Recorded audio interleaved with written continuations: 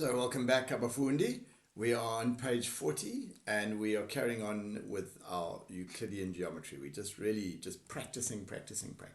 Okay, so this is quite an interesting question. Big sort of diagram with two circles. There are no tangents, there are no centers, there are no parallel lines. What is here? All right, what I'm seeing, and I'm hoping you're seeing, is I'm seeing two cyclic quads. I'm seeing this one in the little circle, right? And I'm seeing this one in the big circle.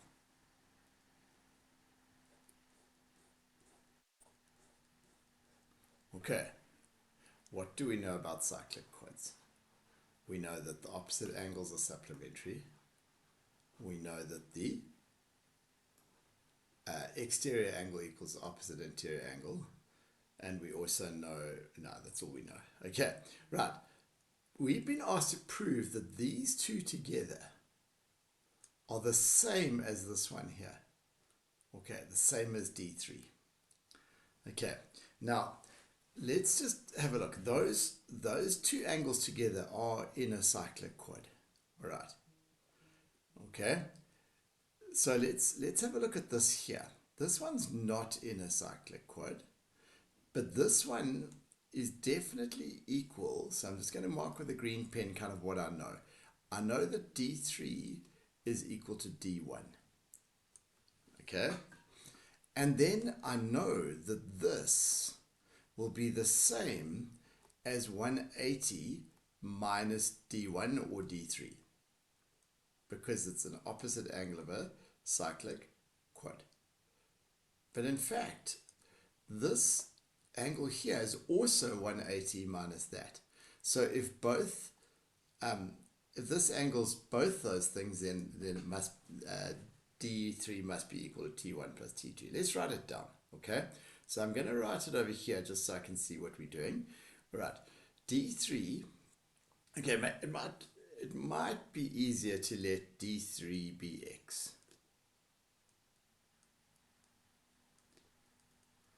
Okay, therefore D1 is X. Why? Vert op angles. Okay, therefore B is 180 minus X. And the reason B is 180 minus X is the opposite angles of cyclic quad. And I'm going to say which cyclic quad I'm dealing with. The little one, ABCD. ABCD. Okay. But if that's, right, so I've actually changed this now and I'm using some X's. Okay. So this is X. This is X. This is 180 minus X. Therefore, T must be X. So it's T1 plus T2. That must equal X. All right. And the reason for that is, again, opposite angles of the cyclic quad. But this time I'm talking about the big cyclic quad, BATS, BATS. Okay. So I've shown both D3 to be X and T1 plus T2 to be X. So therefore, obviously, D3 is T1 plus T2. Okay. And there we have it, we're done. Right, now there are two more questions to this question. So I'm going to have to try and squash the answers in here. Obviously, you'll write them where you are in the right place. The pages will be laid out so that you should be able to see both of these pages at the same time. So triangle STD similar to SAT. STD, and this time I'll try and highlight the right triangles, unlike last time. STD is this one over here.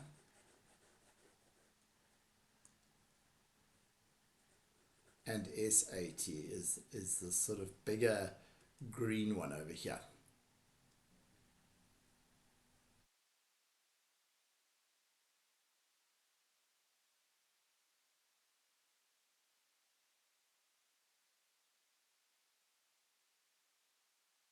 Those two triangles.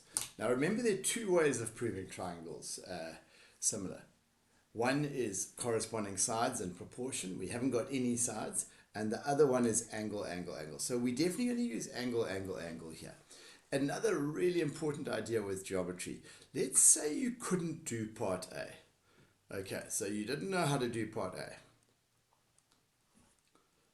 You can go to part B assuming this. So even if you couldn't prove this, you can mark in that T1 plus T2 is equal to D3, and you can use that without losing any more marks. Okay, and that's a really important idea.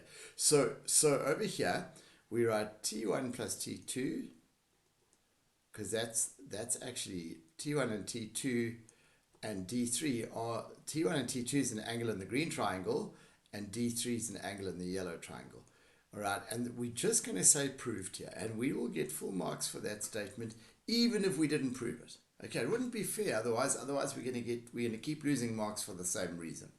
Okay, so we've got one angle so far.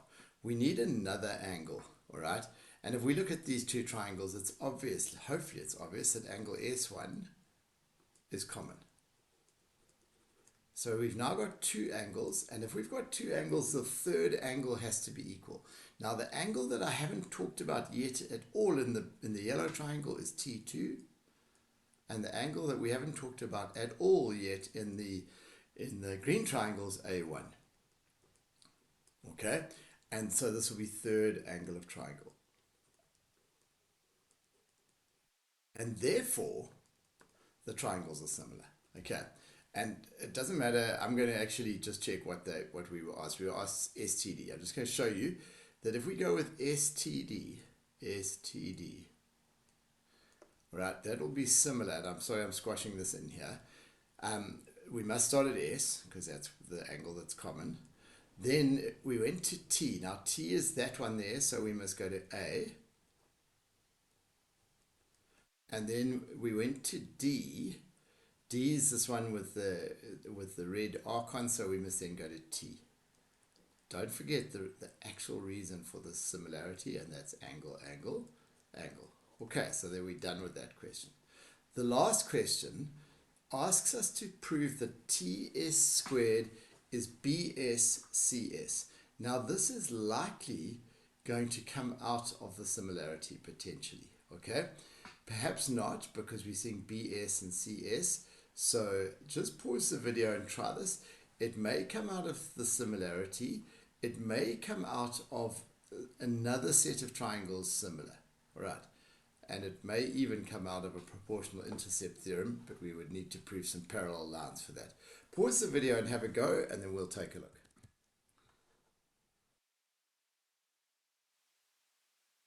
Okay, so let's take a look. What we can pull out from here. If you remember, the thing we're trying to prove is something about TS squared. If we have a look, if we take an ST out of here, we must take an SA out of here. And that will be equal. Now I want to get the other ST, but I need to start in this triangle. What must I take from here? If I'm going to take the other ST from there, it'll be SD over ST. Why am I allowed to do this? Because of similar triangles. Okay, so now what I know is that in fact ST squared is the same as SA times SD. Okay, now if I look at SA and SD, that's looking like sides in sort of triangles over here somewhere. And the other thing that I'm trying to get is I'm trying to get a BS and a CS. Now if I look at BS and CS, those are sides in triangles over here as well. So in fact, what we're going to need to do here, we're going to need to prove this pink triangle similar, all right, to this big spotty triangle.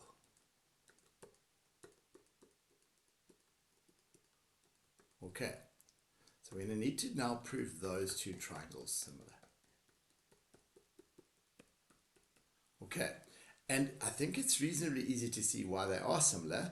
because this is an exterior angle of this cyclic quad, and this is an exterior angle of this cyclic quad, and obviously angle S is common. So right, let's write this down now. So we're going to write down it's helpful for the person marking it if we tell them what triangles we're talking about.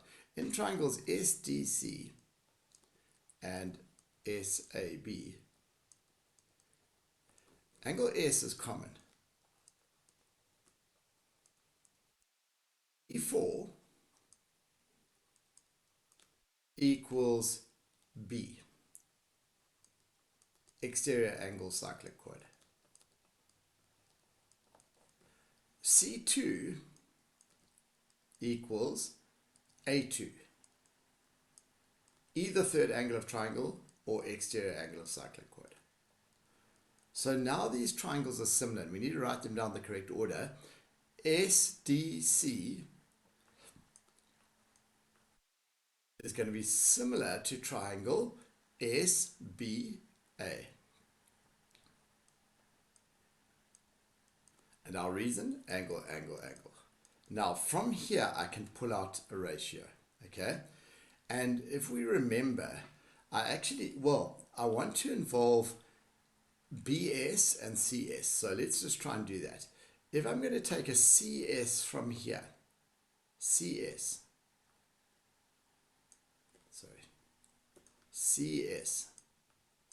what must I take from the other one? I must take a SA SA.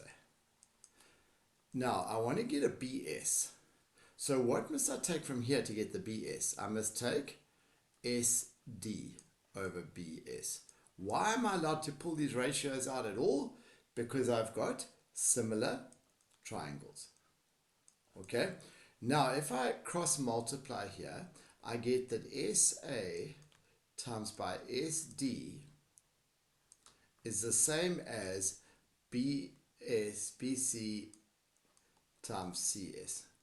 Now, okay, you're probably thinking, wow. But look at this result here.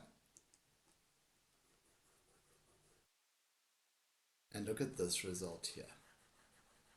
So what I've got what ST squared is, but that value is the same. All right, so to help the marker marking it, we could number this and say number 1, and this is number 2, okay? And we could then just say that 1 and 2 together give that ST squared is BC times CS. Okay, and there's the final result. That's what we were asked to prove. If we go and have a look, there it is. I've missed something here. This is BS. This is not BC, this is SD over BS. Sorry, BS. Okay. All right. So yeah, fairly tricky that. Okay. The most important thing is not to leave the thing out. You must at least try. Okay. Let's and even if you just write down some things that you know, you're going to get some marks. Remember, always giving reasons. Okay. So let's look now at this next question. Okay, again, we're going to struggle with trying to fit it all on one page, and I'm going to need to answer the questions over here.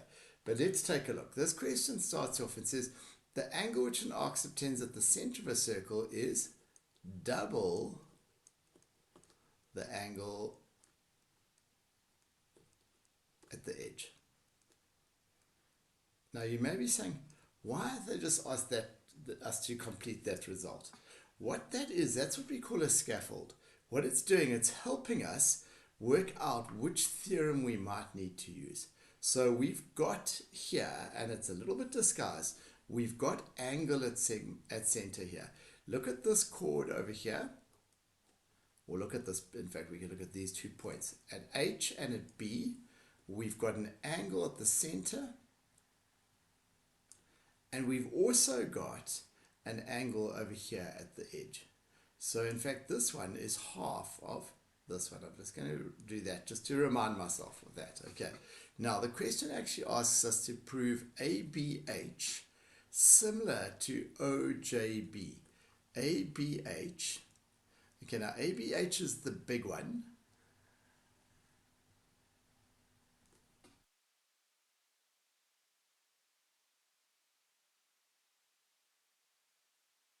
And OJB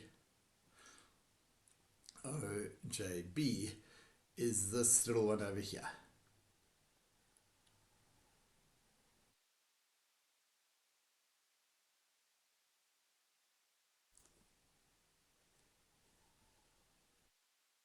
Okay, so the green one and the yellow one.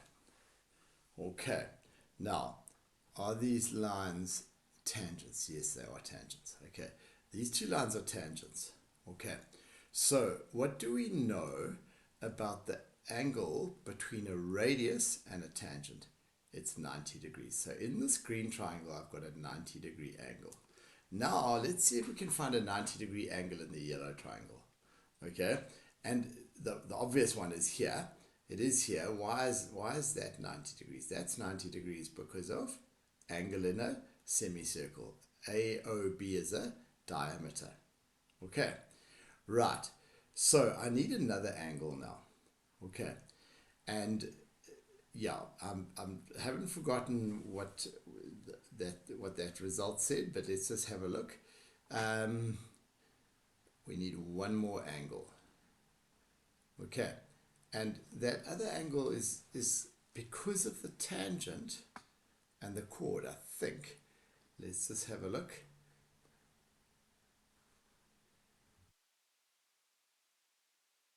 Wow, so this is a little tricky. In fact, what we need to do, and I don't think there's any other way of doing it, is we need to first prove that this shape in here, OHJB, is a cyclic quad. Okay.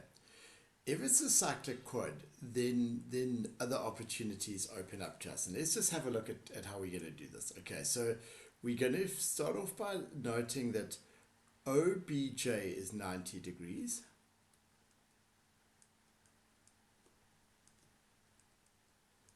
And the reason for that is radius perpendicular to tangent. Okay, but also OHJ, 90 degrees. Same reason.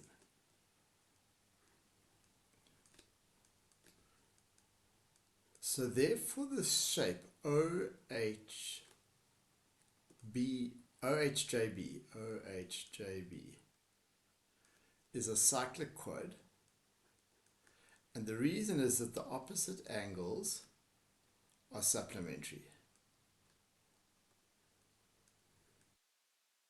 Okay, now, so it's a cyclic quad. Now, because it's a cyclic quad, this angle over here, H3, will equal O1, because they are now angles in the same segment. Okay, so we've got H3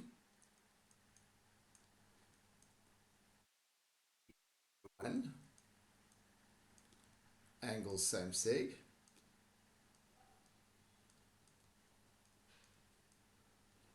But we also know that H3 equals A.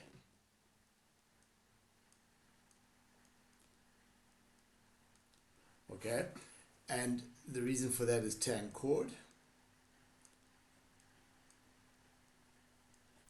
Okay, so what we in fact know is that O1 is A.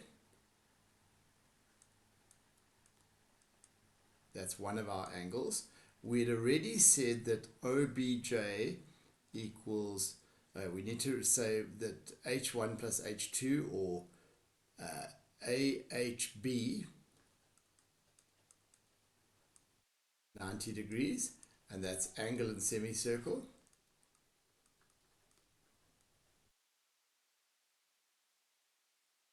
So therefore we know that OBJ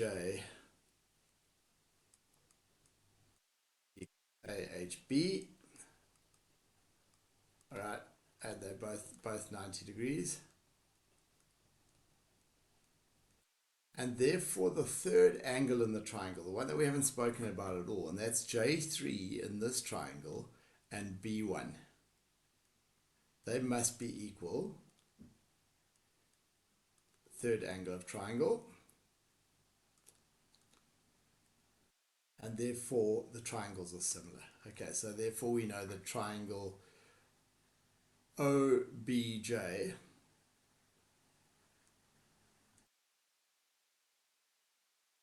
is similar to, all right, AHB.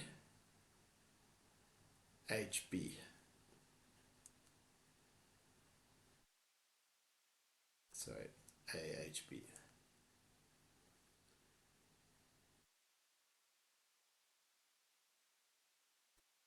And the reason side angle.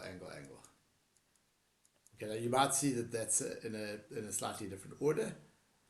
ABH OJB. Same, that's the correct result. The next thing asks us to prove something involving similarity. So what we're going to do is we're going to try and pull a ratio out of these similar triangles. So if we take AH, I see an AH, what must I divide by on the other triangle? By OB.